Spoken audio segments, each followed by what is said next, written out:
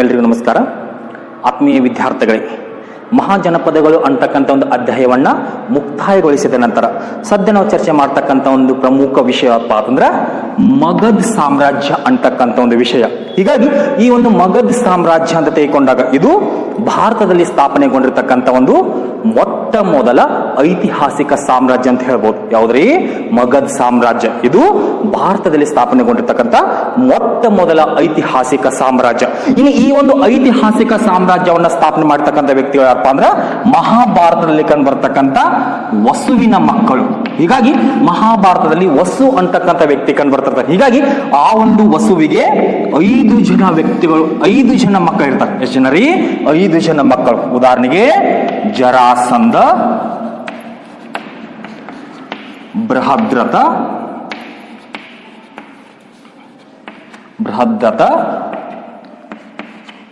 ಪುಲೀಕ,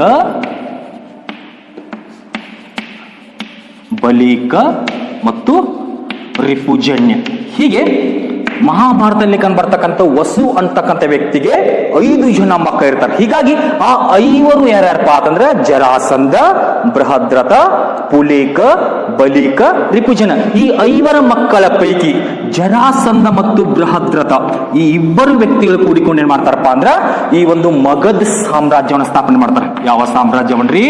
ಮಗಧ್ ಅಂತಕ್ಕಂಥ ಒಂದು ಸಾಮ್ರಾಜ್ಯವನ್ನ. ಈ ಹಿಂದೆ ಚರ್ಚೆ ಮಾಡಿದಂತೆ ಈ ಮಗಧ್ ಅನ್ನೋದು ಏನಾಗಿತ್ತು ಹೇಳಿದ್ರು? ಇದೊಂದು 16 ಮಹಾಜನಪದದಲ್ಲಿ ಕಂಡು ಬರ್ತಕ್ಕಂಥ ಒಂದು ಮುಖ್ಯ ಮಹಾಜನಪದವಾಗಿತ್ತು. ಆ ಮಹಾಜನಪದ ತದನಂತರದ ಅವಧಿಯಲ್ಲಿ ಏನಾಯ್ತಪ್ಪ ಅಂದ್ರ ಒಂದು ಬಲಿಷ್ಠ ಸಾಮ್ರಾಜ್ಯವಾಗಿ ಹೊರಹೊಮ್ಮಿತು. ಬಲಿಷ್ಠ ಸಾಮ್ರಾಜ್ಯವಾಗಿ ಹೊರಹೊಮ್ಮಲಿಕ್ಕೆ ಕಾರಣ ಏನಪ್ಪಾ ಅಂದ್ರ ಆ 16 ಮಹಾಜನಪದಗಳು ತದನಂತರದ ಅವಧಿಯಲ್ಲಿ ಏನ್ ಮಾಡಿದ್ರಪ್ಪ ಅಂದ್ರ ತಮ್ಮಲ್ಲೇ ಅಂತಃಕಲಗಳಲ್ಲಿ ತೊಡೆದಿವೆ. ಹೀಗೆ ಈ ಒಂದು ಅಂತಃಕಲಗಳಲ್ಲಿ ತೊಡೆಯುವಂತ ಸಂದರ್ಭದಲ್ಲಿ ಕೊನೆಯದಾಗಿ ಜಯಶೀಲವಾಗಿ ಹೊರಹೊಮ್ಮಿರ್ತಕ್ಕಂಥ ಒಂದು ಮನೆತನ ಯಾವಪ್ಪ ಅಂದ್ರ ಈ ಒಂದು ಮಗಧ್ ಅಂತಕ್ಕಂಥ ಒಂದು ಮನೆತನ. ಹೀಗೆ ಈ ಒಂದು ಮಗಧ್ ಮನೆತನ ಏನ್ ಮಾಡಪ್ಪ ಅಂದ್ರ ನಾವು ಉಳಿದಿರ್ತಕ್ಕಂಥ ಎಲ್ಲ ಪ್ರದೇಶಗಳನ್ನ ಒಟ್ಟುಗೂಡಿಸಿಕೊಂಡು ತನ್ನದೇ ಆಗಿರ್ತಕ್ಕಂಥ ಒಂದು ಸ್ವತಂತ್ರ ಮನೆತನ ಆಗಿ ಮಾರ್ಪಡಿತು. ಹೀಗಾಗಿ ಈ ಹಿನ್ನೆಲೆ ಇಟ್ಟುಕೊಂಡು ಈ ಮಗಧ್ ಸಾಮ್ರಾಜ್ಯವನ್ನು ಸ್ಥಾಪನೆ ಮಾಡ್ತಕ್ಕಂಥ ವ್ಯಕ್ತಿ ಯಾರಪ್ಪ ಅಂದ್ರ ಜರಾಸಂಧ ಮತ್ತು ಬೃಹದ್ರಥ. ಇನ್ನು ಇವರಿಂದ ಸ್ಥಾಪನೆಗೊಂಡಿರ್ತಕ್ಕಂಥ ಈ ಮಗಧ್ ಸಾಮ್ರಾಜ್ಯ ಇದು ಏನನ್ನ ಒಳಗೊಂಡಿತ್ತಪ್ಪ ಅಂದ್ರ ಇದು ಬಿಹಾರದಲ್ಲಿ ಕಂಡು ಬರ್ತಕ್ಕಂಥ 2 ಜಿಲ್ಲೆಗಳನ್ನ ಒಳಗೊಂಡಿತ್ತು. ಉದಾಹರಣೆಗೆ ಪಾಟ್ನಾ ಮತ್ತು ಗಯಾ. ಹೀಗೆ ಈ ಪಾಟ್ನಾ ಮತ್ತು ಗಯಾ ಅಂತಕ್ಕಂಥ ಜಿಲ್ಲೆಗಳ ಎಲ್ಲ ಪ್ರದೇಶಗಳನ್ನ ಒಳಗೊಂಡಿತ್ತು. ಇಂದಿನ ಪಾಟ್ನಾ, ಅಂದಿನ ಪಾಟಲಿಪುತ್ರ. ಹೀಗೆ ಬಿಹಾರದಲ್ಲಿ ಕಂಡು ಬರ್ತಕ್ಕಂಥ ಪಾಟ್ನಾ ಮತ್ತು ಗಯಾ ಜಿಲ್ಲೆಗಳನ್ನು ಒಳಗೊಂಡು ಆಳ್ವಿಕೆ ಮಾಡ್ತಕ್ಕಂಥ ಸಂದರ್ಭದಲ್ಲಿ ಇದು ಒಟ್ಟಾರೆಯಾಗಿ ಸುಮಾರು 3200 ಚದರ ಕಿಲೋಮೀಟರ್ ವ್ಯಾಪ್ತಿಯ ತನ್ನ ಒಂದು ಪ್ರದೇಶವನ್ನು ಹೊಂದಿತ್ತು. ಎಷ್ಟ್ರಿ?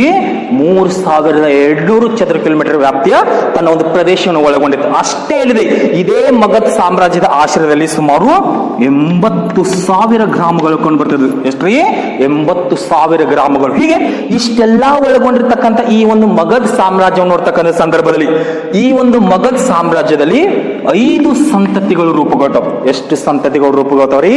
5 ಸಂತತಿಗಳು. 5 ಸಂತತಿಗಳು ಯಾವಪ್ಪ ಅಂದ್ರ ಒಂದು ಪ್ರದ್ಯೂತ ಅಂತಕ್ಕಂಥ ಸಂತತಿ, 2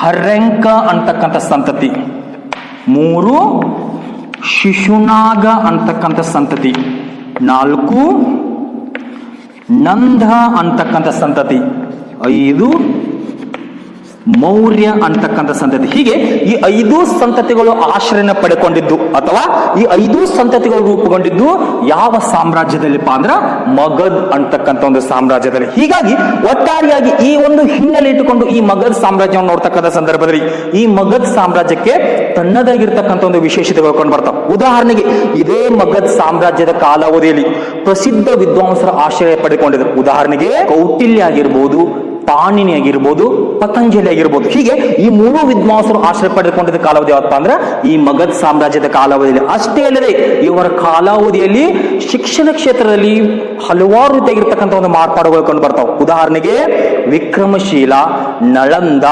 ತಕ್ಷಶಿಲ, ಹೀಗೆ ಈ ಎಲ್ಲ ಒಂದು ವಿಶ್ವವಿದ್ಯಾಲಯ ಹುಟ್ಟಿಕೊಂಡಿದ್ದು ಈ ಒಂದು ಮಗಧ ಸಾಮ್ರಾಜ್ಯದ ಕಾಲಾವಧಿಯಲ್ಲಿ. ಅಷ್ಟೇ ಅಲ್ಲದೆ ಇದೇ ಮಗಧ ಸಾಮ್ರಾಜ್ಯ ಮೊಟ್ಟ ಮೊದಲ ಬಾರಿಗೆ ಯುದ್ಧದ ಸಂದರ್ಭದಲ್ಲಿ ಆನೆಗಳ ಬಳಕೆಯನ್ನ ಪರಿಚಯ ಮಾಡಿಕೊಡ್ತು. ಹೀಗಾಗಿ ಯುದ್ಧದಲ್ಲಿ ಮೊಟ್ಟ ಮೊದಲ ಬಾರಿಗೆ ಆನೆಗಳನ್ನ ಪರಿಚಯ ಮಾಡಿಕೊಟ್ಟಿರ್ತಕ್ಕಂಥ ಅಥವಾ ಆನೆಗಳ ಬಳಕೆಯ ಬಗ್ಗೆ ತಿಳಿಸಿಕೊಟ್ಟಿರ್ತಕ್ಕಂಥ ಮೊಟ್ಟ ಮೊದಲ ಮನೆತನ ಯಾವಪ್ಪ ಅಂದ್ರ ಈ ಒಂದು ಮಗಧ ಸಾಮ್ರಾಜ್ಯ. ಹೀಗೆ ಒಟ್ಟಾರೆಯಾಗಿ ಈ ಹಿನ್ನೆಲೆ ಇಟ್ಟುಕೊಂಡು ಈ ಮಗಧ ಸಾಮ್ರಾಜ್ಯ ಅಂತ ಇಟ್ಕೊಂಡಾಗ ಇದು ಕ್ರಿಸ್ತ ಪೂರ್ವ 6ನೇ ಶತಮಾನದ ಕಾಲಾವಧಿಯಲ್ಲಿ ಕಂಡು ಬರ್ತಕ್ಕಂಥ ಒಂದು ಮನೆತನ.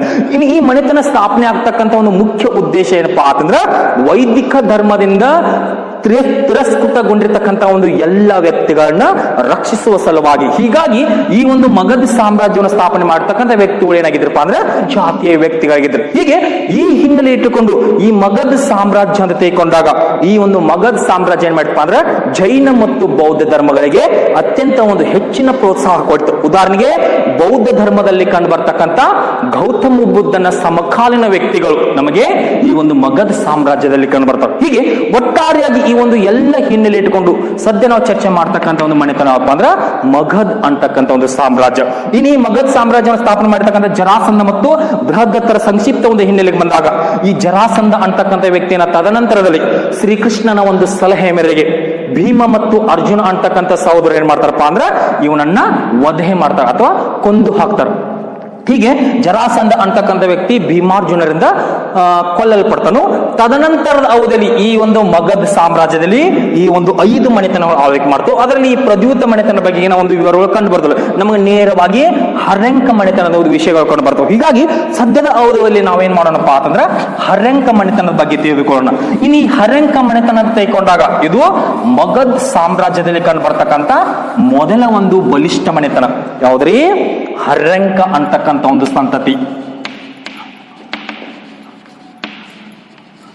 ಇನ್ನು ಈ ಹರ್ಯಂಕ ಸಂತತಿ ಅಂತ ತೆಗೆದುಕೊಂಡಾಗ ಈ ಒಂದು ಹರ್ಯಂಕ ಸಂತತಿಯನ್ನ ಸ್ಥಾಪನೆ ಮಾಡತಕ್ಕಂಥ ವ್ಯಕ್ತಿ ಯಾರಪ್ಪ ಅಂತಂದ್ರ ಬಿಂಬಸಾರ ಅಂತಕ್ಕಂಥ ವ್ಯಕ್ತಿ. ಯಾರೀ? ಬಿಂಬಸಾರ ಅಂತಕ್ಕಂಥ ವ್ಯಕ್ತಿ ಏನ್ ಮಾಡ್ತಾನಪ್ಪ ಅಂತಂದ್ರ ಈ ಒಂದು ಹರ್ಯಂಕ ಸಂತತಿಯನ್ನು ಸ್ಥಾಪನೆ ಮಾಡ್ತಾನೆ.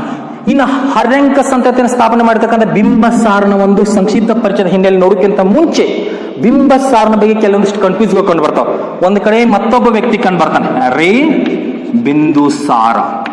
ಇಲ್ಲಿ ಬಿಂದುಸಾರ ಮತ್ತು ಬಿಂಬಸಾರನ ಬಗ್ಗೆ ನಿಮಗ ನಿಖರವಾಗಿರ್ತಕ್ಕಂಥ ಮಾಹಿತಿ ಇರಬೇಕು. ಬಿಂಬಸಾರ ಅಂತ ತಿಳ್ಕೊಂಡಾಗ ಇದು ಹರ್ಯಂಕ ಮನೆತನದಲ್ಲಿ ಕಂಡು ಬರ್ತಕ್ಕಂಥ ವ್ಯಕ್ತಿ. ಬಿಂದುಸಾರ ಅಂತ ತಿಳ್ಕೊಂಡಾಗ ಈತ ಮೌರ್ಯ ಸಾಮ್ರಾಟ. ಮೌರ್ಯ ಸಾಮ್ರಾಟನಾಗಿರ್ತಕ್ಕಂಥ ಅಶೋಕನ ತಂದೆ. ಯಾರೀ? ಈ ಬಿಂದುಸಾರ. ಹೀಗಾದ್ರೂ ನೆನಪಿಟ್ಕೊಡ್ರಿ. ಅಥವಾ ಮೌರ್ಯ ಸಾಮ್ರಾಜ್ಯದ ಸ್ಥಾಪನೆ ಆಗಿರ್ತಕ್ಕಂಥ ಚಂದ್ರಗುಪ್ತ ಮೌರ್ಯನ ಮಗ. ಯಾರೀ? ಬಿಂದುಸಾರ. ಹೀಗಾಗಿ ಬಿಂದುಸಾರ ಅಂತ ತಿಳ್ಕೊಂಡಾಗ ಆತ ಮೌರ್ಯ ಸಾಮ್ರಾಜ್ಯದಲ್ಲಿ ಕಂಡು ಬರ್ತಾನು. ಬಿಂಬಸಾರ ಅಂತ ತಿಳ್ಕೊಂಡಾಗ ಆತ ಹರ್ಯಂಕ ಸಂತತಿಯಲ್ಲಿ ಕಂಡು ಬರ್ತಾನೆ. ಇವರಿಬ್ಬರ ಬಗ್ಗೆ ವ್ಯತ್ಯಾಸಗಳು ಗೊತ್ತಾದ್ರಿ. ಇವರಿಬ್ರು ಒಂದೇ ಅಲ್ಲ. ಯಾಕಂದ್ರೆ ಓದುವಾಗ ಎಷ್ಟು ಜನ ಕನ್ಫ್ಯೂಸ್ ಆಗತ್ತೆ. ಇಲ್ಲಿ ಬ ತೆಗೆದು ದೂ ಹಚ್ಚಿಬಿಟ್ರೆ ಬಿಂದುಸಾರ, ಅಲ್ಲಿ ದೂ ತೆಗೆದು ಬ ಹಚ್ಚಿಬಿಟ್ರೆ ಬಿಂಬಸಾರ. ಹೀಗಾಗಿ ಬಿಂಬಸಾರ ಅಂತ ತಿಳ್ಕೊಂಡಾಗ ಹರ್ಯಂಕ ಸಂತತಿ, ಬಿಂದುಸಾರ ಅಂತ ತಿಳ್ಕೊಂಡಾಗ ಮೌರ್ಯ ಸಾಮ್ರಾಜ್ಯ. ಅಲ್ಲಿ ಹೇಗಾದ್ರೂ ನೆನಪಿಟ್ಕೊಳ್ರಿ, ಚಂದ್ರಗುಪ್ತ ಮೌರ್ಯನ ಮಗನಾದ್ರೂ ಅಂತ ನೆನಪಿಟ್ಕೊಳ್ರಿ, ಅಥವಾ ಅಶೋಕ ಮಹಾಶಯನ ತಂದೆಯಂತಾದ್ರೂ ನೆನಪಿಟ್ಕೊಳ್ರಿ. ಹೀಗೆ ಒಟ್ಟಾರೆಯಾಗಿ ಈ ಒಂದು ವ್ಯತ್ಯಾಸದ ನಂತರ ಈ ಬಿಂಬಸಾರ ಕೇವಲ 15ನೇ ವರ್ಷದವನಿದ್ದಾಗ ಏನಕ್ಕಂತ ಅಂದ್ರ ಆಳ್ವಿಕೆಗೆ ಬರ್ತಾನೆ. ಹೀಗೆ 15ನೇ ವಯಸ್ಸಿನಲ್ಲಿ ಆಳ್ವಿಕೆ ಬಂದಿರ್ತಕ್ಕಂಥ ಈತ ಏನ್ ಮಾಡ್ತಾನಪ್ಪ ಅಂದ್ರ ಗಿರಿವಜ್ರ ಅಂತಕ್ಕಂಥ ಒಂದು ಸ್ಥಳವನ್ನ ತನ್ನ ರಾಜಧಾನಿಯಾಗಿ ಮಾಡಿಕೊಂಡು ಆಳ್ವಿಕೆ ಮಾಡ್ತಾನೆ. ಯಾವ ಸ್ಥಳವನ್ರಿ? ಗಿರಿವಜ್ರ ಅಂತಕ್ಕಂಥ ಒಂದು ಸ್ಥಳವನ್ನ. ಹೀಗೆ ಈ ಗಿರಿವಜ್ರ ಅಂತಕ್ಕಂಥ ಸ್ಥಳವನ್ನ ತನ್ನ ರಾಜಧಾನಿಯಾಗಿ ಮಾಡಿಕೊಂಡು ಆಳ್ವಿಕೆ ಮಾಡ್ತಕ್ಕಂಥ ಸಂದರ್ಭದಲ್ಲಿ ಈತ ಏನ್ ಮಾಡ್ತಾನಪ್ಪ ಅಂದ್ರ ಆರಂಭಿಕವಾಗಿ ಅಂಗ ಅಂತಕ್ಕಂಥ ಒಂದು ರಾಜ್ಯದ ಮೇಲೆ ದಾಳಿ ಮಾಡ್ತಾನೆ. ಈ ಅಂಗ ಈ ಮುಂಚೆ ಒಂದು ಮಹಾಜನಪದ ಆಗಿತ್ತು. ಹೀಗಾಗಿ ಆ ಸಂದರ್ಭದಲ್ಲಿ ಈ ಒಂದು ಅಂಗ ಮಹಾಜನಪದದ ಮೇಲೆ ದಾಳಿ ಮಾಡ್ತಾನೆ. ಯಾರೀ? ಈ ಒಂದು ಬಿಂಬಸಾರ. ಹೀಗೆ ಈ ಅಂಗ ರಾಜ್ಯದ ಮೇಲೆ ದಾಳಿ ಮಾಡಿರ್ತಕ್ಕಂಥ ಈ ಬಿಂಬಸಾರ ಏನ್ ಮಾಡ್ತಾನಪ್ಪ ಅಂದ್ರ ಅಂಗ ರಾಜ್ಯವನ್ನ ಆಳ್ವಿಕೆ ಮಾಡ್ತಕ್ಕಂಥ ಬ್ರಹ್ಮದತ್ತ ಅಂತಕ್ಕಂಥ ವ್ಯಕ್ತಿಯನ್ನ ಅಧಿಕಾರನ ತೆಗೆದು ಹಾಕಿ ಈ ಒಂದು ಅಂಗ ಪ್ರದೇಶವನ್ನು ವಶಪಡಿಸ್ಕೊತಾನೆ. ಯಾರೀ? ಬಿಂಬಸಾರ ಅಂಗ ರಾಜ್ಯದ ಮೇಲೆ ದಾಳಿ ಮಾಡಿ ಬ್ರಹ್ಮದತ್ತನನ್ನ ಸೋಲಿಸಿ ಅವನ ವಶದಲ್ಲಿ ಇರ್ತಕ್ಕಂಥ ಅಂಗರಾಜ್ಯವನ್ನು ವಶಪಡಿಸಿಕೊಳ್ತಾನೆ. ಹೀಗೆ ತಾನು ವಶಪಡಿಸಿಕೊಂಡಿರ್ತಕ್ಕಂಥ ಈ ಅಂಗ ಪ್ರದೇಶವನ್ನು ನೋಡಿಕೊಳ್ಳುವ ಸಲುವಾಗಿ ತನ್ನ ಮಗನಾಗಿರ್ತಕ್ಕಂಥ ಕುಣಿಕ ಅಥವಾ ಅಜಾತ ಶತ್ರು ಕುಣಿಕ ಅಥವಾ ಅಜಾತ ಶತ್ರು ಈ ವ್ಯಕ್ತಿಯನ್ನು ಏನ್ ಮಾಡ್ತಾನಪ್ಪ ಅಂದ್ರ ಈ ಒಂದು ಅಂಗ ಪ್ರದೇಶದ ರಾಜ್ಯಪಾಲನನ್ನಾಗಿ ನೇಮಕ ಮಾಡ್ತಾನೆ. ಯಾರನ್ರಿ? ತನ್ನ ಮಗನಾಗಿರ್ತಕ್ಕಂಥ ಕುಣಿಕ ಅಥವಾ ಅಜಾತ ಶತ್ರುವನ್ನ. ಹೀಗೆ ಈ ಒಂದು ಪ್ರದೇಶವನ್ನು ವಶಪಡಿಸಿಕೊಂಡ ನಂತರ ಇದೇ ಬಿಂಬಸಾರ ತದನಂತರದ ಅವಧಿಯಲ್ಲಿ ಏನ್ ಮಾಡ್ತಾನಪ್ಪ ಅಂತಂದ್ರ ಹಲವಾರು ಮನೆತನಗಳೊಂದಿಗೆ ಅಥವಾ ಹಲವಾರು ಪ್ರದೇಶದ ಒಂದು ರಾಜರೊಂದಿಗೆ ತನ್ನ ಒಂದು ಉತ್ತಮವಾಗಿರ್ತಕ್ಕಂಥ ಒಂದು ಸಂಬಂಧವನ್ನು ಹೊಂತಾನೆ. ಹೀಗಾಗಿ ಈ ಸಂದರ್ಭದಲ್ಲಿ ಮಹಾವಗ್ಗ ಅಂತಕ್ಕಂಥ ಒಂದು ಸಾಹಿತ್ಯದ ಪ್ರಕಾರ ಈ ಒಂದು ಮಹಾವಗ್ಗ ಸಾಹಿತ್ಯ ನಮ್ಗೆ ಏನ್ ತಿಳಿಸ್ಕೊಡುತ್ತಾ ಅಂದ್ರ ಈ ಒಂದು ಬಿಂಬಸಾರನಿಗೆ 500 ಜನ ರಾಣಿಯರು ಇದ್ರ ತಿಳಿಸ್ಕೊಡುತ್ತೆ. ಎಷ್ಟು ಜನ ರೀ?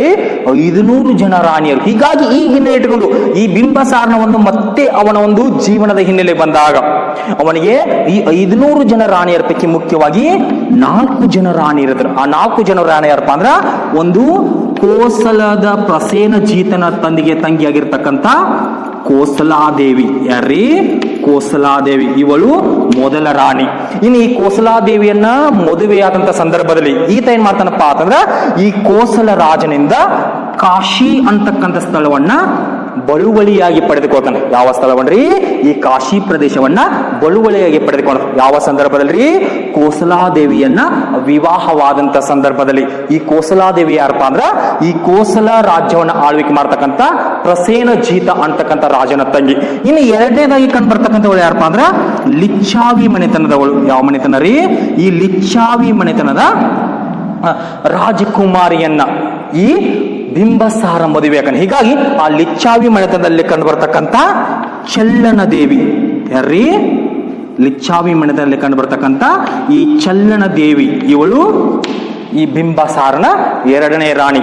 ಇನ್ನು ಮೂರನೇ ರಾಣಿ ಯಾರಪ್ಪ ಅಂತಂದ್ರ ಅವಳು ಪಂಜಾಬಿನಲ್ಲಿ ಕಂಡು ಬರ್ತಕ್ಕಂಥ ಮಾದ್ರ ದೇಶದ ರಾಜಕುಮಾರಿ. ಯಾವ್ದ್ರಿ? ಈ ಮಾದ್ರ ದೇಶದ ರಾಜಕುಮಾರಿ ಆಗಿರ್ತಕ್ಕಂಥ ಕ್ಷೇಮಾದೇವಿ. ಯಾರ್ರೀ? ಈ ಕ್ಷೇಮಾದೇವಿ ಎಂಬೋಳು ಇವನ ಮೂರನೇ ರಾಜಕುಮಾರಿ. ಇನ್ನು ನಾಲ್ಕನೇ ರಾಜಕುಮಾರಿ ಅಂತ ತೆಗೆದುಕೊಂಡಾಗ ವಾಸವಿ ವೈದೇಹಿ. ವಾಸವಿ ವೈದೇಹಿ. ಹೀಗೆ ಮುಖ್ಯವಾಗಿ ಈ 4 ಜನ ರಾಣಿಯರಿರ್ತಾರೆ. ಯಾರಿಗ್ರಿ? ಈ ಬಿಂಬಸಾರನಿಗೆ. ಹೀಗೆ ಒಟ್ಟಾರೆಯಾಗಿ ಅವನ ಒಂದು ಕುಟುಂಬದ ಹಿನ್ನೆಲೆಯನ್ನು ನೋಡಿದ ನಂತರ ಇದೇ ಬಿಂಬಸಾರನನ್ನ ಜೈನ ಕೃತಿಗಳು ಏನಂತ ಕರಿತಾವಪ್ಪ ಅಂತಂದ್ರ ಶ್ರೇಣಿಕ ಅಂತ ಕರಿತಾವ. ಏನಂತ ಕರಿತಾವ್ರಿ? ಶ್ರೇಣಿಕ ಅಂತ ಕರಿತಾವ. ಹೀಗಾಗಿ ಬಿಂಬಸಾರನನ್ನ ಜೈನ ಸಾಹಿತ್ಯಗಳಲ್ಲಿ ಏನೆಂದು ಕರೆಯಲಾಗಿದೆ ಅಂದಾಗ ಇವನನ್ನ ಶ್ರೇಣಿಕ ಅಂತ ಕರೀತಾರೆ. ಹೀಗೆ ಒಟ್ಟಾರೆಯಾಗಿ ಈ ಎಲ್ಲ ಒಂದು ವಿವರಗಳನ್ನ ನೋಡಿದ ನಂತರ ಇದೇ ಬಿಂಬಸಾರ ತದನಂತರದ ಅವಧಿಯಲ್ಲಿ ಏನ್ ಮಾಡ್ತಾನಪ್ಪ ಅಂದ್ರ ಜೈನ ಮತ್ತು ಬೌದ್ಧ ಧರ್ಮಗಳಿಗೆ ಹೆಚ್ಚಿನ ಒಂದು ಪ್ರೋತ್ಸಾಹ ಕೊಡ್ತಾನೆ. ಹೀಗಾಗಿ ಆ ಸಂದರ್ಭದಲ್ಲಿ ಆತ ಏನ್ ಮಾಡ್ತಾನಪ್ಪ ಅಂದ್ರ ಹಲವಾರು ರೀತಿಯಾಗಿರ್ತಕ್ಕಂಥ ಒಂದು ಕಾರ್ಯಗಳನ್ನು ಹಮ್ಮಿಕೊಳ್ತಾನೆ. ಉದಾಹರಣೆಗೆ ಆತ ಜೈನ ಮತ್ತು ಬೌದ್ಧ ಧರ್ಮಗಳಿಗೆ ಪ್ರೋತ್ಸಾಹ ಕೊಡೋಕ್ಕಿಂತ ಮುಂಚೆ ಇದೇ ಬಿಂಬಸಾರ ತದನಂತರ ಅವಧಿಯಲ್ಲಿ ತನ್ನ ರಾಜಧಾನಿಯಾಗಿರ್ತಕ್ಕಂಥ ಗಿರಿವಜ್ರ ಪ್ರದೇಶದ ಒಂದು ಉತ್ತರ ಭಾಗಕ್ಕೆ ಏನ್ ಮಾಡ್ತಾನಪ್ಪ ಅಂತಂದ್ರ ರಾಜಗೃಹ ಅಂತಕ್ಕಂಥ ಒಂದು ನೂತನ ನಗರವನ್ನು ನಿರ್ಮಾಣ ಮಾಡ್ತಾನೆ. ಯಾವ ನಗರವನ್ರಿ? ರಾಜಗೃಹವನ್ನ. ಕೆಲವೊಂದು ಪುಸ್ತಕ ಕೊಡ್ತಾರ್ರಿ ಗಿರಿವಜ್ರ ಮತ್ತು ರಾಜಗೃಹ ಎರಡು ಒಂದ. ಸದ್ಯದ ಅವಧಿಯಲ್ಲಿ ಎರಡು ಒಂದ. ಆದ್ರೆ ಆರಂಭಿಕವಾಗಿ ಅಂತ ತೆಗೆದುಕೊಂಡಾಗ ಕೆಲವೊಂದ್ ಕಡೆ ರಾಜಗೃಹದ ಪ್ರಾಚೀನ ಹೆಸರಂದಾಗ ಗಿರಿವಜ್ರ ಇದು ಕರೆಕ್ಟ್. ಆದರೆ ಈ ಗಿರಿವಜ್ರ ಮತ್ತು ರಾಜಗೃಹ ಬೇರೆ ಬೇರೆ ಆಗಿತ್ತು. ಉದಾಹರಣೆಗೆ ಆರಂಭಿಕವಾಗಿ ಬಿಂಬಸಾರ ಈ ಗಿರಿವಜ್ರವನ್ನ ತನ್ನ ರಾಜಧಾನಿ ಮಾಡಿಕೊಂಡಿರ್ತಾನು. ಈ ರಾಜಧಾನಿಯ ಉತ್ತರ ಭಾಗಕ್ಕೆ ಏನ್ ಮಾಡ್ತಾನಪ್ಪ ಅಂದ್ರ ರಾಜಗೃಹ ಅಂತಕ್ಕಂಥ ಒಂದು ನೂತನ ನಗರವನ್ನು ನಿರ್ಮಾಣ ಮಾಡ್ತಾನೆ. ತದನಂತರ ಅವಧಿಯಲ್ಲಿ ಈ ಎರಡೂ ಪ್ರದೇಶಗಳು ಒಂದುಗೂಡ್ತಾವ. ಯಾವ ಪ್ರದೇಶಗಳ್ರಿ? ಗಿರಿವಜ್ರ ಅಂತಕ್ಕಂಥ ಸ್ಥಳ ಮತ್ತು ರಾಜಗೃಹ ಅಂತಕ್ಕಂಥ ಒಂದು ಸ್ಥಳ. ಹೀಗಾಗಿ ಎರಡು ಸದ್ಯ ಒಂದುಗೂಡಿದಂತ ಸಂದರ್ಭದಲ್ಲಿ ಸದ್ಯ ಇದಕ್ಕೆ ರಾಜಗೃಹ ಅಂತ ಕರೀತಾರೆ. ಪ್ರಾಚೀನ ಕಾಲಾವಧಿಯಲ್ಲಿ ಗಿರಿವಜ್ರ ಅಂತ ಕರೀತಾರೆ. ಆದರೆ ರಾಜಗೃಹನ ನಿರ್ಮಾಣ ಮಾಡಿರ್ತಕ್ಕಂಥ ವ್ಯಕ್ತಿ ಅಂದಾಗ ಬಿಂಬಸಾರ ಅಂತ ತಿಳ್ಕೋಬಹುದು. ಹೀಗೆ ಈ ಗಿರಿವಜ್ರದ ಬದಿಯಲ್ಲಿ ಏನ್ ಮಾಡ್ತಾನಪ್ಪ ಅಂದ್ರ ರಾಜಗೃಹ ಅಂತಕ್ಕಂಥ ಒಂದು ನೂತನ ನಗರ ನಿರ್ಮಾಣ ಮಾಡ್ತಾನು. ಅಷ್ಟೇ ಅಲ್ಲದೆ ಇದೇ ಬಿಂಬಸಾರ ತದನಂತರದ ಅವಧಿಯಲ್ಲಿ ಏನ್ ಮಾಡ್ತಾನಪ್ಪ ಅಂತಂದ್ರ ಬೌದ್ಧ ಧರ್ಮಕ್ಕೆ ಹೆಚ್ಚಿನ ಪ್ರೋತ್ಸಾಹ ಕೊಡ್ತಕ್ಕಂಥ ಸಂದರ್ಭದಲ್ಲಿ ಗೌತಮ ಬುದ್ಧನಿಗೋಸ್ಕರ ಏನ್ ಮಾಡ್ತಾನಪ್ಪ ಅಂದ್ರ ತನ್ನ ಒಂದು ಸುಂದರವಾಗಿರ್ತಕ್ಕಂಥ ವನವನ್ನ ಅವನಿಗೆ ಅರ್ಪಿಸಿ ಬಿಡ್ತಾನೆ. ಹೀಗಾಗಿ ಈ ಹಿನ್ನೆಲೆ ಇಟ್ಟುಕೊಂಡು ಗೌತಮ ಬುದ್ಧನಿಗೋಸ್ಕರ ಏನ್ ಮಾಡ್ತಾನಪ್ಪ ಅಂದ್ರ ವೆಲ್ಲುವನ ಅಂತಕ್ಕಂಥ ಒಂದು ತೋಟವನ್ನು ಬಿಟ್ಟು ಕೊಡ್ತಾನೆ. ಯಾವ ತೋಟವನ್ರಿ? ವೆಲ್ಲುವನ ಅಂತಕ್ಕಂಥ ಒಂದು ತೋಟವನ್ನ. ಯಾರ್ರೀ?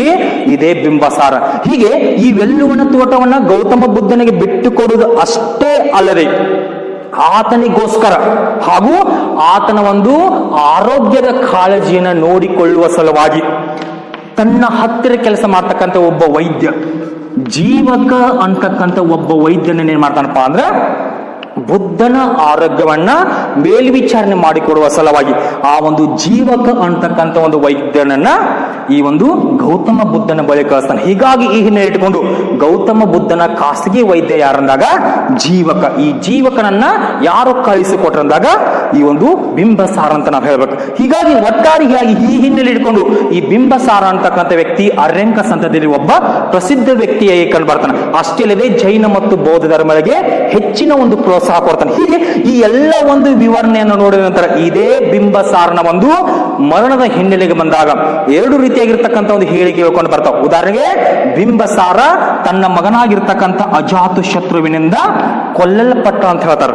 ಆದ್ರೆ ಮತ್ತೊಂದು ಕಡೆಗಳಲ್ಲಿ ತನ್ನ ಮಗನ ಎಲ್ಲಿ ನನ್ನನ್ನ ಕೊಲ್ಲುವನೆಂದು ತಿಳಿದುಕೊಂಡು ಇದೇ ಬಿಂಬಸಾರ ಆತ್ಮಹತ್ಯೆಯನ್ನು ಮಾಡಿಕೊಂಡ ಅಂತ ಹೇಳ್ತಾರೆ. ಹೀಗೆ ಒಟ್ಟಾರೆಯಾಗಿ ಏನೇ ಇದ್ದರೂ ಸಹ ಬಿಂಬಸಾರನ ಒಂದು ಮರಣದ ಹಿನ್ನೆಲೆಗೆ ಬಂದಾಗ ಈ ಬಿಂಬಸಾರನ ಹಿನ್ನೆಲೆ ಬಗ್ಗೆ ಬೌದ್ಧ ಸಾಹಿತ್ಯ ಮತ್ತು ಜೈನ ಸಾಹಿತ್ಯಗಳು ಏನ್ ಹೇಳ್ತಪ್ಪ ಅಂದ್ರ, ಈ ಬೌದ್ಧ ಸಾಹಿತ್ಯ ಏನ್ ಹೇಳ್ತಪ್ಪ ಅಂದ್ರ ಈ ಬಿಂಬಸಾರ ಅವನ ಮಗನಾಗಿರ್ತಕ್ಕಂಥ ಅಜಾತ ಶತ್ರುವಿನಿಂದ ಕೊಲ್ಲಲ್ಪಟ್ಟ ಅಂತ ಹೇಳ್ತಾವ. ಯಾವ ಕೃತಿಗಳ್ರಿ?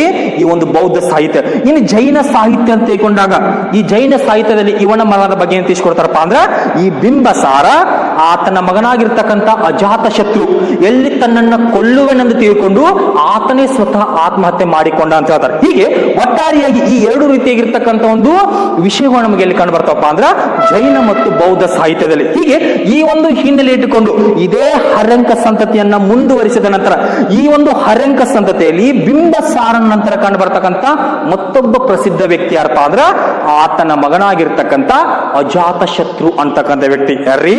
ಅಜಾತ ಶತ್ರು. ಹೀಗೆ ಆ ಅಜಾತ ಶತ್ರುವಿನ ಬಗ್ಗೆ ಏನ್ ಮಾಡೋಣಪ್ಪ ಅಂದ್ರ ಈ ಮುಂದಿನದಾಗಿ ವಿವರ ಸಹಿತವಾಗಿರ್ತಕ್ಕಂಥ ಒಂದು ಚರ್ಚೆಯನ್ನು ಕೈಗೊಳ್ಳೋಣ.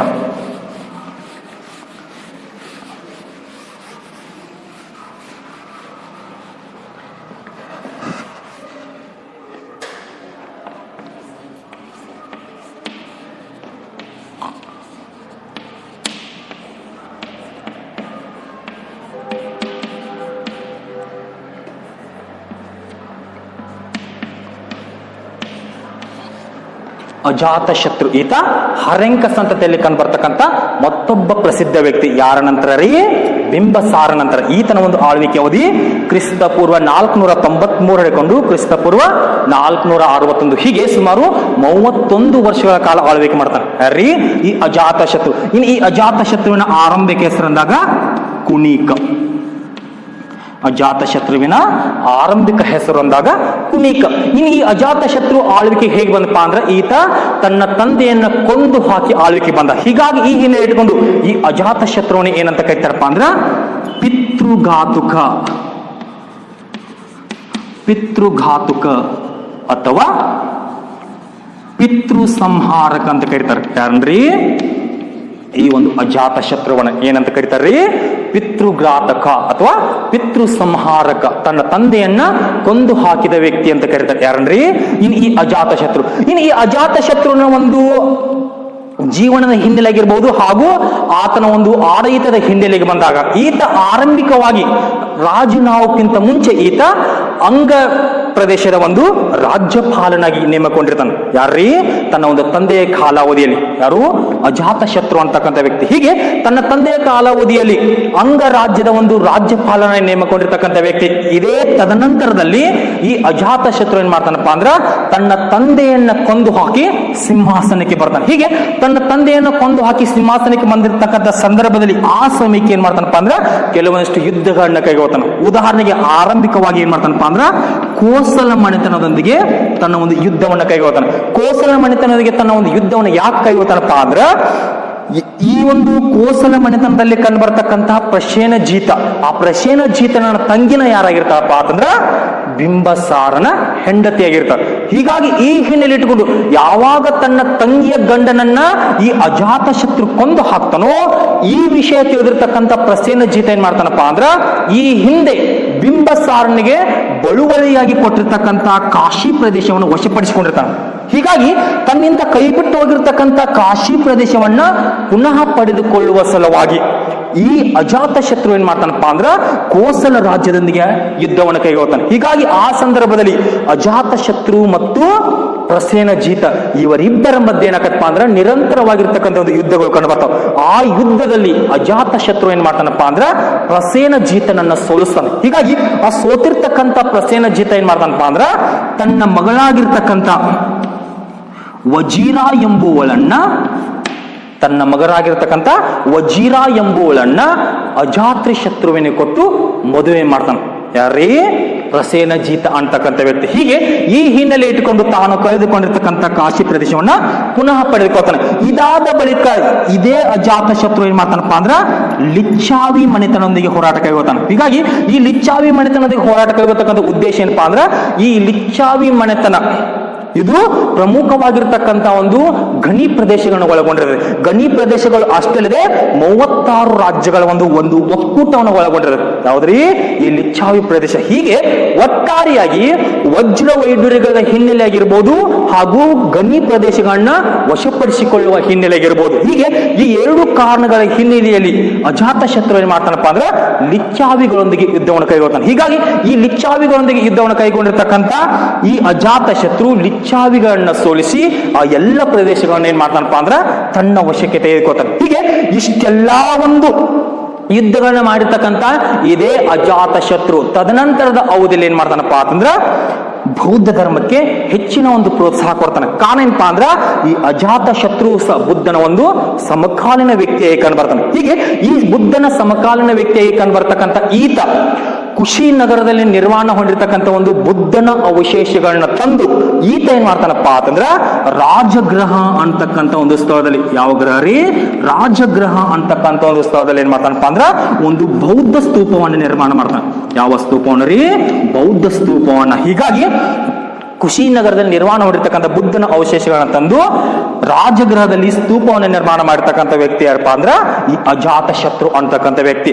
ಅಷ್ಟೇ ಅಲ್ಲದೆ ಬುದ್ಧನ ಒಂದು ಅನುಯಾಯಿಯಾಗಿ ಮಾರ್ಪಟ್ಟಿರ್ತಕ್ಕಂಥ ಇದೇ ಅಜಾತ ಶತ್ರು ತನ್ನ ಕಾಲಾವಧಿಯಲ್ಲಿ ಏನ್ ಮಾಡ್ತಾನಪ್ಪ ಅಂದ್ರ ಬೌದ್ಧ ಧರ್ಮದ ಮೊದಲನೇ ಸಮ್ಮೇಳನ ಏರ್ಪಡಿಸ್ತಾನೆ. ಹೀಗಾಗಿ ಇವನ ಕಾಲಾವಧಿಯಲ್ಲಿ ಕ್ರಿಸ್ತ ಪೂರ್ವ 487ರಲ್ಲಿ ರಾಜಗೃಹ ಅಂತಕ್ಕಂಥ ಒಂದು ಸ್ಥಳದಲ್ಲಿ ಏನಾಗತ್ತಪ್ಪ ಅಂತಂದ್ರ ಬೌದ್ಧ ಧರ್ಮದ ಮೊದಲನೇ ಒಂದು ಸಮ್ಮೇಳನ. ಇದು ನೆನಪಿರ್ಬೇಕು ನಿಮ್ಗೆ. ಬೌದ್ಧ ಧರ್ಮವನ್ನು ಚರ್ಚೆ ಮಾಡ್ತಕ್ಕಂಥ ಸಂದರ್ಭದಲ್ಲಿ ನಾವು ಚರ್ಚೆಯನ್ನು ಕೈಗೊಂಡಿದ್ವಿ. ಹೀಗಾಗಿ ಬೌದ್ಧ ಧರ್ಮದಲ್ಲಿ ಕಂಡು ಬರ್ತಕ್ಕಂಥ 5 ಸಮ್ಮೇಳನ ಪೈಕಿ ಮೊದಲನೇ ಒಂದು ಸಮ್ಮೇಳನ ನಡೆಸತಕ್ಕಂಥ ವ್ಯಕ್ತಿ ಯಾರಪ್ಪ ಅಂದ್ರ ಅಜಾತ ಶತ್ರು ಅಂತಕ್ಕಂಥ ವ್ಯಕ್ತಿ.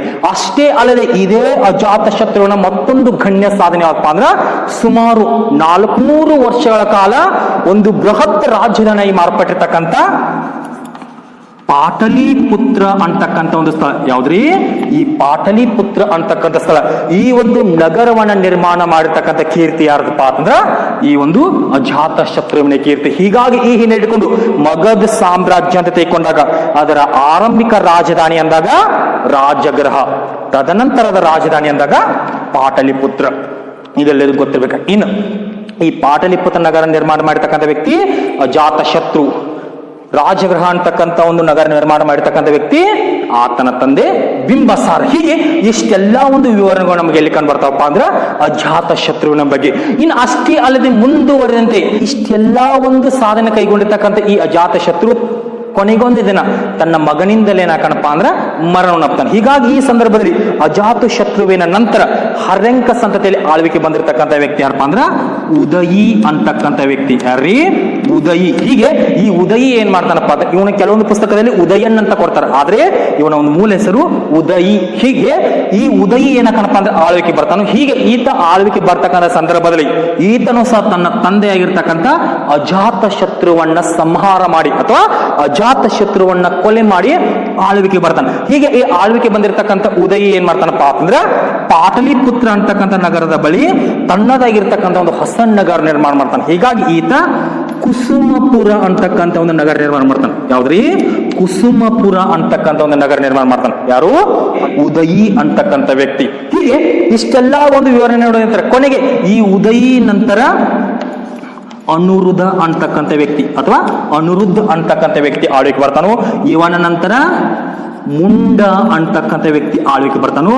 ಇವನ ನಂತರ ನಾಗದರ್ಶಕ ಅಂತಕ್ಕಂಥ ವ್ಯಕ್ತಿ ಆಳ್ವಿಕೆ ಬರ್ತಾನೆ. ಹೀಗೆ ಈ ನಾಗದರ್ಶಕನ ಕಾಲಾವಧಿಯಲ್ಲಿ ಈ ಒಂದು ಹರ್ಯಂಕ ಸಂತತಿ ಏನಕ್ಕಪ್ಪ ಅಂದ್ರ ಅವನತಿಯನ್ನ ಕಾಣ್ತದೆ. ಇದಿಷ್ಟೇನಪ್ಪ ಅಂದ್ರ ಹರ್ಯಂಕ ಸಂತತಿಯ ಒಂದು ಸಂಪೂರ್ಣ ಮಾಹಿತಿ.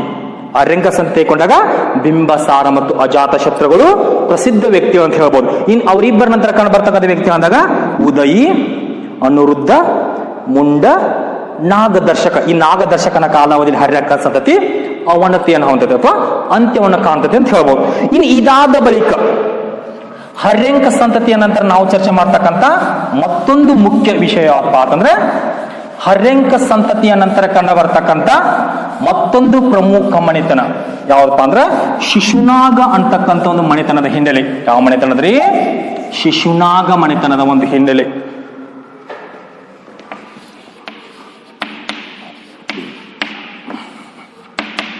ಈ ಶಿಶುನಾಗ ಅಂತ ತೈಕೊಂಡಾಗ ಈ ಒಂದು ಮಣಿತನವನ್ನು ಸ್ಥಾಪನೆ ಮಾಡ್ತಕ್ಕಂಥ ವ್ಯಕ್ತಿ ಯಾರಪ್ಪ ಅಂದ್ರ ಶೈಶನಾಗ ಅಂತಕ್ಕಂಥ ವ್ಯಕ್ತಿ. ಮತ್ತೆ ಕೆಲವು ಪುಸ್ತಕದಾಗ ಶಿಶುನಾಗ ಅಂತಾನೆ ಕೊಡ್ತಾರ. ಒಟ್ಟಾರೆಯಾಗಿ ಈ ಶಿಶುನಾಗ ಸಂತತಿಯನ್ನು ಸ್ಥಾಪನೆ ಮಾಡ್ತಕ್ಕಂಥ ವ್ಯಕ್ತಿ ಯಾರಪ್ಪ ಅಂದ್ರ ಶೈಶನಾಗ ಅಂತಕ್ಕಂಥ ವ್ಯಕ್ತಿ. ಈ ಶೈಶನಾಗ ಏನ್ ಮಾಡ್ತಾನಪ್ಪ ಅಂದ್ರ ನಾಗದರ್ಶಕನನ್ನ ಅಧಿಕಾರದಿಂದ ತೆಗೆದು ಹಾಕಿ ಒಂದು ಕಡೆ ಹರ್ಯಂಕ ಸಂತತಿನ ಅಂತ್ಯಗೊಳಿಸಿ ತನ್ನ ಒಂದು ಶಿಶುನಾಗ ಮಣಿತನವನ್ನು ಆರಂಭಿಸ್ತಾನೆ. ಇನ್ನು ಇವನ ಮಣಿತನ ಆರಂಭಿಸಿದಂತ ಸಂದರ್ಭದಲ್ಲಿ ಈತ ಆರಂಭಿಕವಾಗಿ ಏನ್ ಮಾಡ್ತಾನಪ್ಪ ಅಂತಂದ್ರ ರಾಜಗೃಹದಲ್ಲಿ ಇರ್ತಕ್ಕಂಥ ತನ್ನ ರಾಜಧಾನಿಯನ್ನ ವೈಶಾಲಿ ಅಂತಕ್ಕಂಥ ಸ್ಥಳಕ್ಕೆ ವರ್ಗಾವಣೆ ಮಾಡ್ತಾನೆ. ಯಾವ ಸ್ಥಳಕ್ರಿ? ವೈಶಾಲಿ. ಹೀಗಾಗಿ ರಾಜಗೃಹದಿಂದ ವೈಶಾಲಿ ಸ್ಥಳಕ್ಕೆ ತನ್ನ ಒಂದು ರಾಜಧಾನಿಯನ್ನ ವರ್ಗಾವಣೆ ಮಾಡತಕ್ಕಂಥ ವ್ಯಕ್ತಿ ಯಾರಪ್ಪ ಅಂದ್ರ ಶಿಶುನಾಗ ಮಣಿತನದ ಶಿಶುನಾಗ ಅಥವಾ ಶೈಶನಾಗ ಅಂತಕ್ಕಂಥ ವ್ಯಕ್ತಿ. ಹೀಗೆ ಈತ ವೈಶಾಲಿಯಲ್ಲಿ ತನ್ನ ಒಂದು ರಾಜಧಾನಿ ಮಾಡಿಕೊಂಡು ಆಳ್ವಿಕೆ ಮಾಡ್ತಾನೋ. ಹೀಗೆ ಈತನ ನಂತರ ಈ ಒಂದು ಮನೆತನದಲ್ಲಿ ಕಾಳಾಶೋಕ ಅಂತಕ್ಕಂಥ ವ್ಯಕ್ತಿ ಆಳ್ವಿಕೆ ಬರ್ತಾನೆ. ರೀ ಕಾಳಾಶೋಕ ಅಥವಾ ಕಾಕವರ್ಣ ಅಂತಕ್ಕಂಥ ವ್ಯಕ್ತಿ. ರೀ ಕಾಳಾಶೋಕ ಅಥವಾ ಕಾಕವರ್ಣ. ಈತ ಶಿಶುನಾಗ ಮಣಿತನದ ಒಬ್ಬ ಪ್ರಸಿದ್ಧ ವ್ಯಕ್ತಿ ಅಂತ ಹೇಳ್ಬೋದು. ಹೀಗೆ ಈ ಶಿಶುನಾಗ ಮಣಿತನದಲ್ಲಿ ಕಂಡುಬರ್ತಕ್ಕಂಥ ಈ ಕಾಳಾಶೋಕ ಅಥವಾ ಕಾಕವರ್ಣ ಈತ ಆಡಳಿತಕ್ಕೆ ಬಂದ ಸಂದರ್ಭದಲ್ಲಿ ಈತ ಏನ್ ಮಾಡ್ತಾನಪ್ಪ ಅಂದ್ರ ವೈಶಾಲಿಯಲ್ಲಿ ಇರ್ತಕ್ಕಂಥ ತನ್ನ ರಾಜಧಾನಿಯನ್ನ ಪಾಟಲಿಪುತ್ರ ಅಂತಕ್ಕಂಥ ಒಂದು ಸ್ಥಳಕ್ಕೆ ವರ್ಗಾವಣೆ ಮಾಡ್ತಾನೆ. ಯಾವ ಸ್ಥಳಕ್ರಿ? ಪಾಟಲಿಪುತ್ರ ಅಂತಕ್ಕಂಥ ಒಂದು ಸ್ಥಳಕ್ಕೆ. ಹೀಗಾಗಿ ಮಗಧ ಸಾಮ್ರಾಜ್ಯದಲ್ಲಿ ಪಾಟಲಿಪುತ್ರವನ್ನ ರಾಜಧಾನಿಯಾಗಿ ಮಾಡಿಕೊಂಡು ಆಳ್ವಿಕೆ ಮಾಡತಕ್ಕಂಥ ವ್ಯಕ್ತಿ ಯಾರಂದಾಗ ಕಾಕವರ್ಣ ಅಥವಾ ಕಾಳಾಶೋಕ ಅಂತ ಹೇಳ್ಬೋದು. ಆರಂಭಿಕ ರಾಜಧಾನಿ ಗಿರಿವಜ್ರ ಅಥವಾ ರಾಜಗೃಹ ಅಂತ ಹೇಳ್ಬೋದು. ತದನಂತರ ರಾಜಧಾನಿ ಪಾಟಲಿಪುತ್ರ. ಇನ್ನು ಪಾಟಲಿಪುತ್ರ ಯಾರ ಕಾಲಾವಧಿಯಲ್ಲಿ ರಾಜಧಾನಿಯಾಗಿ ಹೊರಹೊಮ್ಮಿತಂದಾಗ ಅದು ಶಿಶುನಾಗ ಮಣಿತನದವರ ಕಾಲಾವಧಿಯಲ್ಲಿ, ಅದು ಕಾಳಾಶೋಕ ಅಥವಾ ಕಾಕವರ್ಣನ ಕಾಲಾವಧಿಯಲ್ಲಿ. ಇನ್ನು ಈ ಒಂದು ಪಾಟಲಿಪುತ್ರವನ್ನ ತನ್ನ ರಾಜಧಾನಿಯಾಗಿ ಮಾಡಿಕೊಂಡು ಆಳ್ವಿಕೆ ಮಾಡತಕ್ಕಂಥ ಇದೇ ಕಾಳಾಶೋಕ ಈತನು ಸಹ ಬೌದ್ಧ ಧರ್ಮಕ್ಕೆ ಹೆಚ್ಚಿನ ಒಂದು ಪ್ರೋತ್ಸಾಹ ಕೊಡ್ತಾನೆ. ಹೀಗಾಗಿ ಈ ಹಿನ್ನೆಲೆ ಇಟ್ಕೊಂಡು ಈತ ತನ್ನ ಕಾಲಾವಧಿಯಲ್ಲಿ ಕ್ರಿಸ್ತ ಪೂರ್ವ 387ರಲ್ಲಿ ಏನ್ ಮಾಡ್ತಾನಪ್ಪ ಅಂದ್ರ ವೈಶಾಲಿ ಅಂತಕ್ಕಂಥ ಒಂದು ಸ್ಥಳದಲ್ಲಿ ಸಭಾಖಾಮಿಯ ಅಧ್ಯಕ್ಷತೆಯಲ್ಲಿ 2ನೇ ಬೌದ್ಧ ಸಮ್ಮೇಳನ ಏರ್ಪಡಿಸ್ತಾನೆ. ಯಾರೇ? ಈ ಕಾಕವರ್ಣ ಅಥವಾ ಕಾಳಾಶೋಕ. ಹೀಗಾಗಿ ವೈಶಾಲಿಯಲ್ಲಿ 2ನೇ ಬೌದ್ಧ ಸಮ್ಮೇಳನ ಏರ್ಪಡಿಸಿರ್ತಕ್ಕಂಥ ವ್ಯಕ್ತಿ ಯಾರಪ್ಪ ಅಂದ್ರ ಕಾಳಾಶೋಕ ಅಂತ ಹೇಳ್ಬೋದು. ಇನ್ನು 2ನೇ ಬೌದ್ಧ ಸಮ್ಮೇಳನದ ಒಂದು ಮುಖ್ಯ ಪ್ರಾಮುಖ್ಯತೆ ಏನ್ರಿ? ಇಲ್ಲಿ ಬೌದ್ಧ ಸಂಘದಲ್ಲಿ ಅಥವಾ ಬೌದ್ಧ ಧರ್ಮದಲ್ಲಿ 2 ಸಂಘಗಳು ಹುಟ್ಟಿಕೋದು. ಒಂದು ಮಹಾಸಾಂಘಿಕರು, ಇನ್ನೊಂದು ಸ್ಥವಿರವಾದಿಗಳು. ಹೀಗೆ ಈ ಒಂದು 2 ಗುಂಪುಗಳು ಹುಟ್ಟಿಕೊಂಡದ್ದು ಯಾವ ಸಮ್ಮೇಳನದಾಗ? 2ನೇ ಒಂದು ಸಮ್ಮೇಳನದಲ್ಲಿ. ಇನ್ನು ಇದಾದ ಬಳಿಕ ಈ ಕಾಳಾಶೋಕನ ನಂತರ ಈ ಒಂದು ಶಿಶುನಾಗ ಮಣಿತನದಲ್ಲಿ ಸುಮಾರು 10 ಜನ ವ್ಯಕ್ತಿಗಳು ಆಳ್ವಿಕೆ ಮಾಡ್ತಾರೆ. ಅವರೆಲ್ಲರೇನಾಗಿರ್ತಾರಪ್ಪ ಅಂತಂದ್ರ ಅಸಮರ್ಥರಾಗಿರ್ತಾರೆ. ಹೀಗೆ ಆ ಅಸಮರ್ಥರ ಪೈಕಿ ಒಬ್ಬ ಪ್ರಮುಖ ವ್ಯಕ್ತಿ ಯಾರಪ್ಪ ಅಂದ್ರ ನಂದಿವರ್ಧನ್ ಅಂತಕ್ಕಂಥ ವ್ಯಕ್ತಿ. ಯಾರೀ? ನಂದಿವರ್ಧನ್. ಹೀಗೆ ನಂದಿವರ್ಧನ್ ಅಂತಕ್ಕಂಥ ವ್ಯಕ್ತಿ ಈ ಒಂದು ಶಿಶುನಾಗ ಮಣಿತನದ ಕೊನೆಯ ರಾಜನಾಗಿ ಕಂಡು ಬರ್ತಾನೆ. ಇದು ಶಿಶುನಾಗ ಮಣಿತನದ ಬಗ್ಗೆ ಇರತಕ್ಕಂಥ ಒಂದು ಸಂಕ್ಷಿಪ್ತ ಹಾಗೂ ವಿವರ ಸಹಿತ ಮಾಹಿತಿ ಅಂತ ಹೇಳ್ಬೋದು. ಇನ್ನು ಈ ಶಿಶುನಾಗ ಮಣಿತನದ ನಂತರ ಈ ಒಂದು ಮಗಧ ಸಾಮ್ರಾಜ್ಯದಲ್ಲಿ ಕಂಡು ಬರ್ತಕ್ಕಂಥ ಮತ್ತೊಂದು ಮುಖ್ಯ ಮಣಿತನ ಯಾವಪ್ಪ ಅಂತಂದ್ರ ನಂದ ಅಂತಕ್ಕಂಥ ಒಂದು ಮಣಿತನ. ಯಾವ್ದ್ರಿ? ನಂದ ಅಂತಕ್ಕಂಥ ಒಂದು ಮಣಿತನ.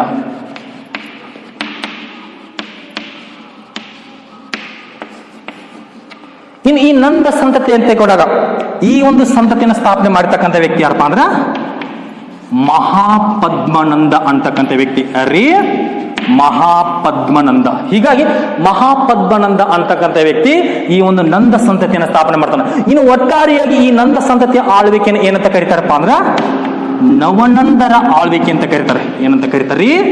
ನವನಂದರ ಆಳ್ವಿಕೆ. ಇಲ್ಲಿ ನಾವು ನವನಂದರ ಅಂದ್ರ ಹೊಸ ನಂದರ ಅಂತ ತಿಳ್ಕೋಬಹುದು. ನವ ಎಂದರೆ 9 ಜನರು ಎಂದರ್ಥ.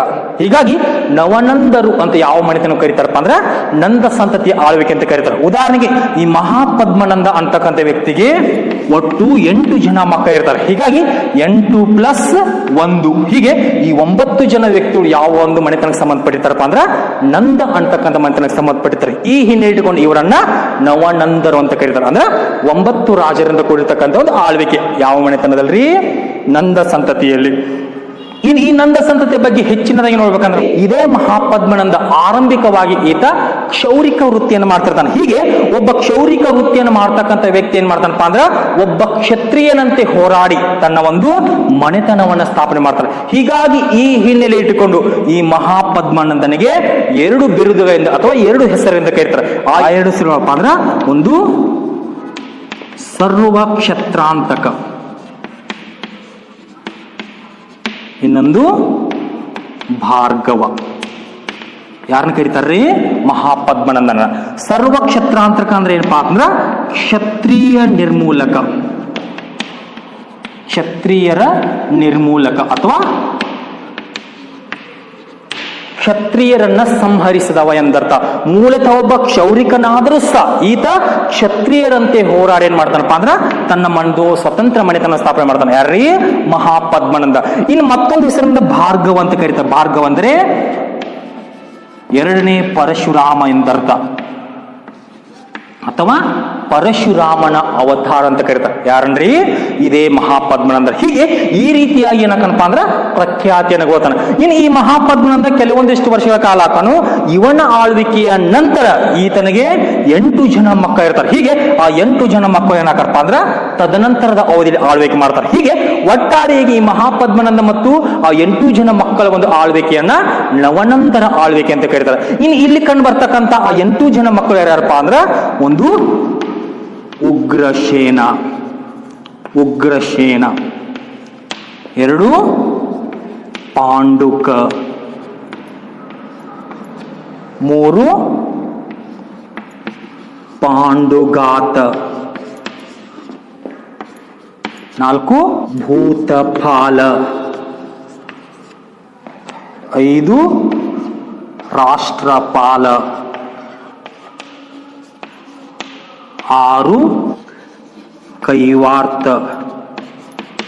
7 ಗೋವಿ ಶಂಕದ ಶತಸಿದ್ಧಕ. 8 ಧನನಂದ. ಹೀಗೆ ಈ 8 ಜನ ಮಕ್ಕಳು ಇರ್ತಾರೆ. ಯಾರಿಗ್ರಿ? ಈ ಒಂದು ಮಹಾಪದ್ಮನಂದನಿಗೆ. ಹೀಗೆ ಒಟ್ಟಾರೆ ಈ ಮಹಾಪದ್ಮನಂದ ಅಂತ ತಿಳ್ಕೊಂಡಾಗ ಈತ ನಂದ ಸಂತತಿಯಲ್ಲಿ ಕಂಡು ಬರ್ತಕ್ಕಂಥ ಒಬ್ಬ ಪ್ರಮುಖ ವ್ಯಕ್ತಿ ಅಂತ ಹೇಳ್ಬೋದು. ಈಗ ಇವನ ನಂತರ ಈ 8 ಜನ ಮಕ್ಕಳು ಆಯ್ಕೆ ಮಾಡ್ತಾರೆ. ಅದರಲ್ಲಿ ಕೊನೆಯ ಒಬ್ಬ ಮಗನ ತೆಗೆದುಕೊಂಡಾಗ ಈ ಧನನಂದ ಅಂತ ತೆಗೆದುಕೊಂಡಾಗ ಈತ ಒಬ್ಬ ಪ್ರಜಾಪೀಡಕನಾಗಿರ್ತಾನೆ. ಪ್ರಜಾಪೀಡಕ ಅಷ್ಟೇ ಅಲ್ಲದೆ ಒಬ್ಬ ಧನಲೋಭಿಯಾಗಿರ್ತಾನೆ. ಹೀಗೆ ಈತ ತನ್ನ ಆಳ್ವಿಕೆ ಅವಧಿಯಲ್ಲಿ ಜನರ ಒಂದು ಕುಂದು ಕೊರತೆಗಳನ್ನ ವಿಚಾರಿಸೋದ್ರ ಬದಲಾಗಿ ಕೇವಲ ಒಂದು ತನ್ನ ಒಂದು ವಿಲಾಸಿ ಜೀವನವನ್ನು ಕೈಯಲಿಕ್ಕೆ ಆರಂಭಿಸ್ತಾನೆ. ಅಷ್ಟೇ ಅಲ್ಲದೆ ಎಲ್ಲ ಒಂದು ಜನರ ಬೆಂಬಲವನ್ನ ಕಳೆದುಕೊಂಡಿರ್ತಕ್ಕಂಥ ಈ ಧನನಂದ ಒಬ್ಬ ಪ್ರಜಾಪೀಡಕನಾಗಿ ಮತ್ತು ಧನಲೋಭಿಯಾಗಿ ಆಳ್ವಿಕೆ ಮಾಡ್ತಕ್ಕಂಥ ಸಂದರ್ಭದಲ್ಲಿ ಇದನ್ನೆಲ್ಲ ಗಮನಿಸಿರ್ತಕ್ಕಂಥ ಚಂದ್ರಗುಪ್ತ ಮೌರ್ಯ ಅಂತಕ್ಕಂಥ ವ್ಯಕ್ತಿ ಏನ್ ಮಾಡ್ತಾನಪ್ಪ ಅಂದ್ರ ಕೌಟಿಲ್ಯನ ಸಹಾಯದಿಂದ ಈ ಧನನಂದನನ್ನ ಅಧಿಕಾರದಿಂದ ತೆಗೆದುಹಾಕಿ ಈ ಒಂದು ನಂದ ಸಂತತಿಯನ್ನ ಕೊನೆಗಾಣಿಸಿ ಮೌರ್ಯ ಅಂತಕ್ಕಂಥ ಒಂದು ಸಂತತಿಯನ್ನ ಸ್ಥಾಪನೆ ಮಾಡ್ತಾನೆ. ಯಾವ ಸಂತತಿ ಅಂದ್ರೆ ಮೌರ್ಯ ಅಂತಕ್ಕಂಥ ಒಂದು ಸಂತತಿಯನ್ನ. ಹೀಗಾಗಿ ಈ ಒಂದು ನಂದ ಸಂತತಿಯ ನಂತರ ಮಗಧ ಸಾಮ್ರಾಜ್ಯದಲ್ಲಿ ಆಳ್ವಿಕೆ ಮಾಡಿರ್ತಕ್ಕಂಥ ಒಂದು ಸಂತತಿ ಯಾವಪ್ಪ ಅಂದ್ರ ಮೌರ್ಯ ಅಂತಕ್ಕಂಥ ಸಂತತಿ. ಹೀಗಾಗಿ ಸಂತತಿಯನ್ನ ಸ್ಥಾಪನೆ ಮಾಡಿರ್ತಕ್ಕಂಥ ವ್ಯಕ್ತಿ ಯಾರಪ್ಪ ಅಂದ್ರ ಚಂದ್ರಗುಪ್ತ ಮೌರ್ಯ ಅಂತಕ್ಕಂಥ ವ್ಯಕ್ತಿ. ಈತನನ್ನ ಭಾರತದ ಪ್ರಥಮ ಚಕ್ರವರ್ತಿ ಅಂತ ಕರೀತು. ಹೀಗೆ ಭಾರತ ಪ್ರಥಮ ಚಕ್ರವರ್ತಿ ಅಂತ ಕರೆಸ್ಕೊಳ್ತಕ್ಕಂಥ ಇದೇ ಚಂದ್ರಗುಪ್ತ ಮೌರ್ಯ ಏನ್ ಮಾಡ್ತಾನಪ್ಪ ಅಂದ್ರ ತನ್ನ ಒಂದು ಸಾಮ್ರಾಜ್ಯ, ಹೊಸ ಸಾಮ್ರಾಜ್ಯವನ್ನ ಸ್ಥಾಪನೆ ಮಾಡತಕ್ಕಂಥ ಸಂದರ್ಭದಲ್ಲಿ ನಂದರ ದೊರೆಯಾಗಿರ್ತಕ್ಕಂಥ ಧನನಂದನನ್ನ ಕೊಂದು ಹಾಕಿ ತನ್ನ ಒಂದು ಸ್ವತಂತ್ರ ಸಾಮ್ರಾಜ್ಯವನ್ನು ಸ್ಥಾಪನೆ ಮಾಡ್ತಾರೆ. ಆ ಸಾಮ್ರಾಜ್ಯವೇ ಮೌರ್ಯ ಸಾಮ್ರಾಜ್ಯ. ಹೀಗೆ ಈ ಒಂದು ಮೌರ್ಯ ಸಾಮ್ರಾಜ್ಯದ ಬಗ್ಗೆ ಏನ್ ಮಾಡೋಣಪ್ಪ ಅಂದ್ರ ಮುಂದಿನ ತರಗತಿಯಲ್ಲಿ ವಿವರ ಸಹಿತವಾಗಿರ್ತಕ್ಕಂಥ ಒಂದು ಚರ್ಚೆಯನ್ನು ಕೈಗೊಳ್ಳೋಣ. ಅದರ ಜೊತೆಗೆ ಇದೇ ಧನನಂದನನ್ನ ಗ್ರೀಕರು ಏನಂತ ಕರೀತಾರಪ್ಪ ಅಂದ್ರ ಈ ಗ್ರೀಕರು ಈ ಧನನಂದನನ್ನ ಅಗ್ರಮಸ್ ಅಂತ ಕರೀತಾರೆ. ಏನಂತ ಕರೀತಾರ್ರಿ? ಅಗ್ರಮಸ್ ಅಂತ ಕರೀತಾರೆ. ಹೀಗಾಗಿ ಗ್ರೀಕರು ಧನನಂದನನ್ನ ಏನೆಂದು ಕರೀತಿದ್ದಾರೆ ಅಂದಾಗ ಅಗ್ರಮಸ್ ಎಂದು ಕರೀತಾರೆ. ಹೀಗೆ ಇದಿಷ್ಟು ಏನಪ್ಪಾ ಅಂತಂದ್ರ ನಂದ ಸಂತತಿಯ ಬಗೆಗಿನ ಒಂದು ಸಂಕ್ಷಿಪ್ತ ವಿವರಣೆ. ಹೀಗೆ ಒಟ್ಟಾರೆಯಾಗಿ ಮಗಧ ಸಾಮ್ರಾಜ್ಯ ಅಂತ ಹೇಳ್ಕೊಂಡಾಗ ನಾವೇನ್ ಮಾಡ್ತೀವಪ್ಪ ಅಂದ್ರ ಮುಖ್ಯವಾಗಿ ಈ 3 ಮನೆತನಗಳ ಈ ಒಂದು ಸಂಕ್ಷಿಪ್ತ ಇತಿಹಾಸ ಅಂತ ತಿಳ್ಕೊತೀವಿ. ಇನ್ನು ತದನಂತರದಲ್ಲಿ ನಂತರ ಆಳ್ವಿಕೆ ಬಂದಿರತಕ್ಕಂಥ ಮೌರ್ಯ ಸಂತತಿ ಅಂತ ಹೇಳ್ಕೊಂಡಾಗ ಇದು ಭಾರತದಲ್ಲಿ ಸ್ಥಾಪನೆ ಆಗಿರ್ತಕ್ಕಂಥ ಒಂದು ಮಹಾನ್ ಸಾಮ್ರಾಜ್ಯ ಅಂತ ಹೇಳ್ಬೋದು. ಎಂತ ಸಾಮ್ರಾಜ್ಯ? ಮೊಟ್ಟ ಮೊದಲ ಒಂದು ಮಹಾನ್ ಸಾಮ್ರಾಜ್ಯ. ಈ ಸಂದರ್ಭದಲ್ಲಿ ಈತ ರಾಜಕತೆಯಿಂದ ಕೂಡಿರ್ತಕ್ಕಂಥ ಒಂದು ಎಲ್ಲ ಚಿಕ್ಕ ಪುಟ್ಟ ರಾಜ್ಯಗಳನ್ನ ತನ್ನ ಹಿಡಿತಕ್ಕೆ ತೆಗೆದುಕೊಂಡು ಭಾರತದಲ್ಲಿ ಮೊಟ್ಟ ಮೊದಲ ಬಾರಿಗೆ ಕೇಂದ್ರೀಕೃತ ಆಡಳಿತ ವ್ಯವಸ್ಥೆಯನ್ನು ಜಾರಿ ತರೋದು ಯಾವುದ್ರಿ?